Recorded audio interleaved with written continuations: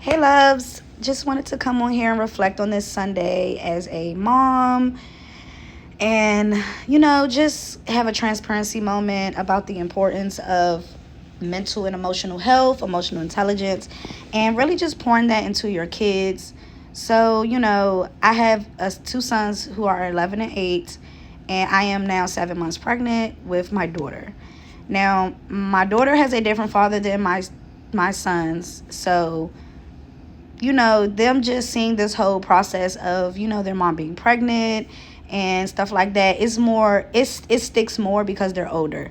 Because, they're only 3 years apart. So when I was pregnant with my second, my youngest was only 3 years old. So he wasn't really like aware of what was going on. He's a toddler. He's living his best life. And now, my oldest is here and he gets to see like, oh my God, my mom's pregnant, and he's so loving and so like, oh, how's the baby doing? How's your stomach? He's like in awe that there's a baby in my stomach. So he's just always been, he's very attentive in that field, which is very, very sweet to see. But this morning he basically came in my room and he was like, Mom, I'm worried. And I was like, why are you worried? And then he was just like, I just don't want anything to happen to you. He was like, I don't, you're going to have to go to the hospital and I'm going to be scared. Because, he's 8. So I guess he's just not wrapping around his mind like, my mom has to go to the hospital and because he basically told me like they're going to have to cut your stomach open and get the baby out. Because he doesn't really understand like how birth works. So he started to cry like, I'm worried about you. You know what I'm saying? I don't want anything to happen to you. So, I just, reiterated to him like, well, mommy's stomach is not going to get cut open. I have to push your sister out like I pushed you and your brothers out. And I wasn't going to go in the whole spiel about possible C-section and all that. I'm like, it's just too much. So I just was like, women are meant for this. I'm going to be okay. I've been okay when I pushed your brother out and you out, and I'm just fine. I'm right here. And, just walking him through that emotion because he was feeling some type of way. So in the midst of all of this, his dad called because he's about to pick them up. So he heard like, his son being upset. So he was like, what's wrong with you? And my son was trying to express how he felt. But he was whining a little bit. So his father couldn't really understand what he was saying. So I just, had told his father, I said, oh, he's just worried about me giving birth. And I'm just, talking to him through it. And he's like, oh my God, where? He's like, Jason, nobody wants to hear that.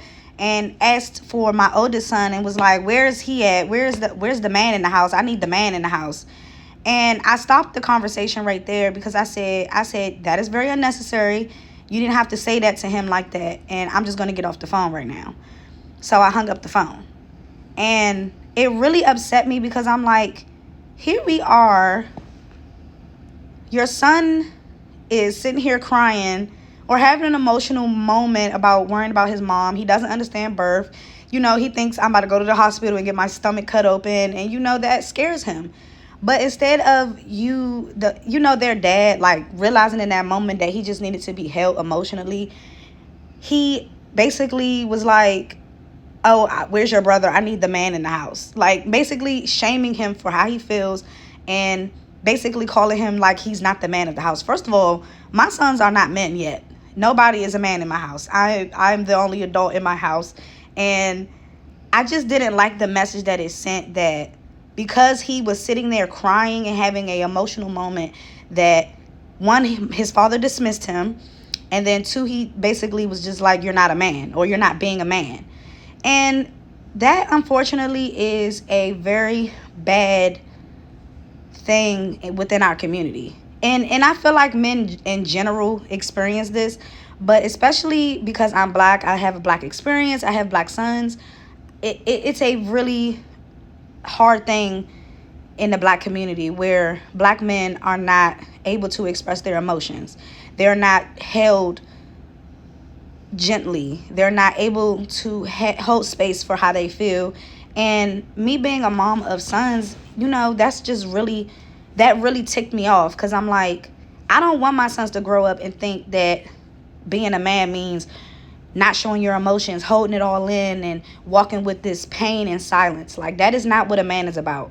That is not what being an adult is about, So of course, I tried to have a conversation with their dad, and I was completely ignored. And as a parent, that is just very frustrating, to have to co-parent with a parent that doesn't take mental or emotional health seriously. Because I went through a lot of trauma as a child, and that carries with me to this day. And I have had to fight through a lot of depression, a lot of anxiety, a lot of people pleasing, a lot of not living in my truth for a long time. Because of how my upbringing was, how I was silenced, how I was shamed for how I felt, how I was ignored, and I didn't have a safe space to express my emotions. So I definitely always want to be a safe space for my children. I want them to know that it is okay to express themselves, to feel certain ways.